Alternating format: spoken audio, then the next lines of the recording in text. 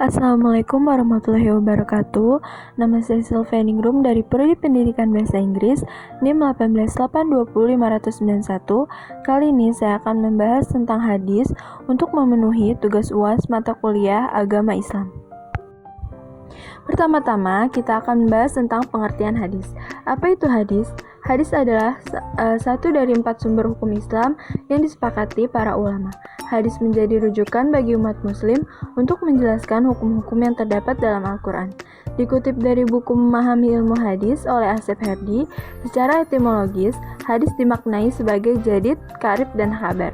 Jadid adalah lawan dari kadim yang artinya yang baru, sedangkan karib artinya yang dekat, yang belum lama terjadi. Sementara itu, khabar artinya warta, yaitu sesuatu yang dipercakapkan dan dipindahkan dari seseorang kepada yang lainnya. Secara terminologis, hadis dimaknai sebagai ucapan dan segala perbuatan yang dilakukan Nabi Muhammad SAW. Sedangkan secara bahasa, hadis berarti perkataan, percakapan, berbicara. Segala ucapan, segala perbuatan, dan segala keadaan atau perilaku Nabi Muhammad SAW. Definisi hadis dikategorikan menjadi 3, yaitu perkataan Nabi atau qauliyah, perbuatan Nabi atau fi'liyah, dan segala keadaan Nabi atau ahwaliyah. Sebagian ulama seperti At-Tibi berpendapat bahwa hadis melengkapi sabda, perbuatan, dan takrir Nabi. Hadis juga melengkapi perkataan, perbuatan, dan takrir para sahabat dan tabi'in. Hadis memiliki makna yang relatif sama dengan sunnah. Khabar dan atsar hanya saja penyebutannya bisa disamakan atau dibedakan. Nah, selanjutnya yaitu kedudukan hadis. Dalam kedudukannya sebagai penjelas, hadis kadang-kadang memperluas hukum dalam Al-Quran atau menetapkan sendiri hukum di luar apa yang ditentukan Allah dalam Al-Quran. Kedudukan hadis sebagai bayani atau menjalankan fungsi yang menjelaskan hukum Al-Quran tidak diragukan lagi dan dapat diterima oleh semua pihak. Karena memang untuk itulah Nabi ditugaskan Allah SWT. Namun dalam kedudukan hadis sebagai dalil yang berdiri sendiri dan sebagai sumber kedua setelah Al-Quran menjadi bahan perbincangan di kalangan ulama. Perbincangan ini muncul disebabkan oleh keterangan Allah sendiri yang menjelaskan bahwa Al-Quran atau ajaran Islam itu telah sempurna, oleh karenanya tidak perlu lagi ditambah oleh sumber lain.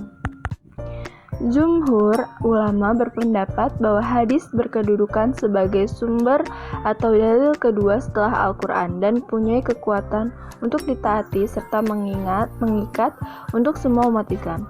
Jumhur ulama mengemukakan alasannya dengan beberapa dalil diantaranya.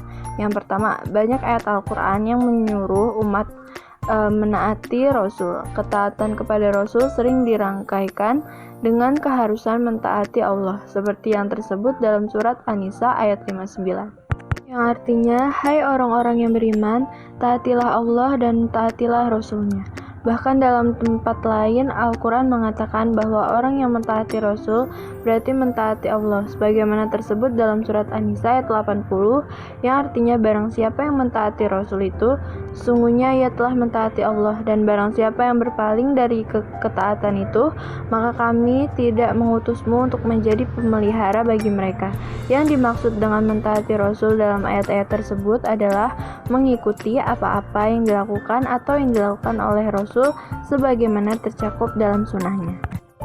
Selanjutnya yaitu fungsi hadis.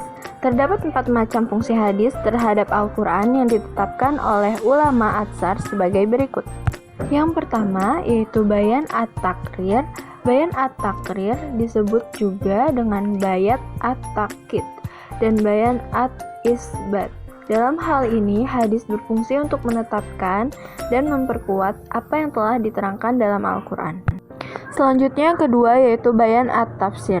Fungsi hadis sebagai bayan at-tafsir yaitu memberikan rincian dan tafsiran terhadap ayat-ayat Al-Quran yang masih mujmal atau samar atau tidak dapat diketahui, memberikan persyaratan ayat-ayat yang masih mutlak dan memberikan penentuan khusus ayat-ayat yang masih umum. Kemudian yang ketiga yaitu bayan at-tashri'. Bayan at-tashri' adalah mewujudkan sesuatu hukum atau ajaran yang tidak didapati dalam Al-Quran.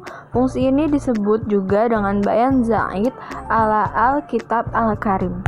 Selanjutnya yang keempat yaitu bayan an-nasak. Secara bahasa, an-nasak memiliki arti yang beragam. Di antaranya al-ibtal atau membatalkan, al-ijalah atau menghilangkan, at-tahwil atau memindahkan, at-takyir atau mengubah. Adapun yang disebut dengan bayan an-nasak adalah adanya dalil syara' yang dapat menghapuskan ketentuan yang telah ada karena datangnya dalil berikutnya. Nah, menurut jumhur ulama, kedudukan hadis menempati posisi kedua setelah Al-Quran. Ditinjau dari segi wurud atau subutnya, Al-Quran bersifat qati atau pasti, sedangkan hadis bersifat zani al-wurud atau relatif, kecuali yang berstatus mutawatir atau berturut-turut. Nah, teman-teman, sekian penjelasan saya tentang hadis. Terima kasih telah menonton. Wassalamualaikum warahmatullahi wabarakatuh.